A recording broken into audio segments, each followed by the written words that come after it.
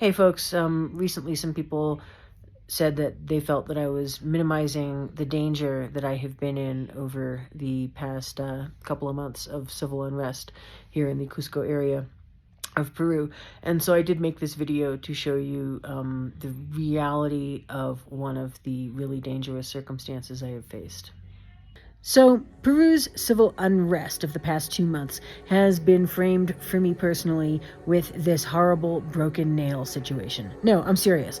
What happened was I really badly broke my thumbnail way back beyond the quick, super painfully at the end of November, and tried to get it fixed as best as possible, but the only actual fix was to get acrylics while my nails grew out longer. And so I did that. And then finally at the end of January, they were long enough that I could get the acrylics off and, all of that kind of stuff. So to celebrate, I got a fabulous manicure on my regular fingernails. Super exciting, except that a couple days later, disaster struck. See, check it out. Fabulous manicure, my own fingernails. And look at those fabulous stairs in my apartment. They're pretty nice, right? Well, anyway, I fell all the way down them from the top to that landing. And I mean, all the way down them. And I got pretty banged up.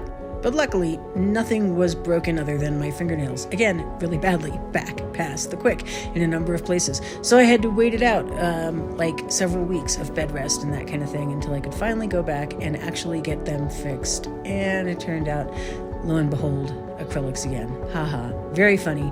But, fabulous manicure anew. And this is what life is like in civil unrest in Cusco. If you live in Cusco, you may not necessarily go out to the tourist restaurants and the fine dining experiences on a regular basis because they are usually really full of tourists. But right now, as you can see from this video, there are just not that many people here. So we went to this one to try out their special discount menu, which gave us a variety of courses and a lot of different options and fantastic gourmet food for 30 soles, which is like $8. And we ate and ate and ate and ate. And again, I just want to point out that this is really dangerous because,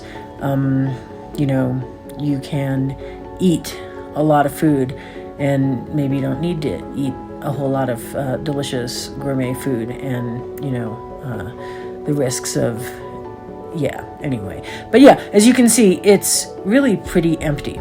And so the restaurants around the main tourist center, which is the Plaza de Armas, are consolidating their hours and offering special deals and running all kinds of specials. But notice that there's just not an awful lot of folks walking around. There are more vendors out on the street than tourists, so you are at risk of having people want to sell you souvenirs, and they can be, pretty serious about trying to sell them to you right now because there are not a lot of people here to buy. But that means great deals if you are someone who's here to take advantage of all this kind of stuff, and not a lot in the way of crowds. Anyway, this is the real danger in Cusco, is also that there are tens of thousands of people out of work, and the economic reactivation is really, really needed. This is normally a very, very crowded area, and as you can see, it is very empty right now, and a number of restaurants are taking time to renovate and that sort of thing.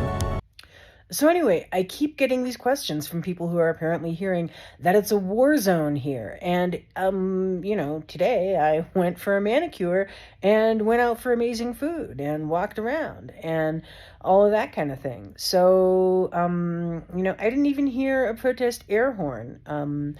Does this mean that there is no potential risk of there being marches? Does this mean that there's never anything going on that could affect my schedule? No. But it's less stressful to be here right now than it is to be in parts of Ohio.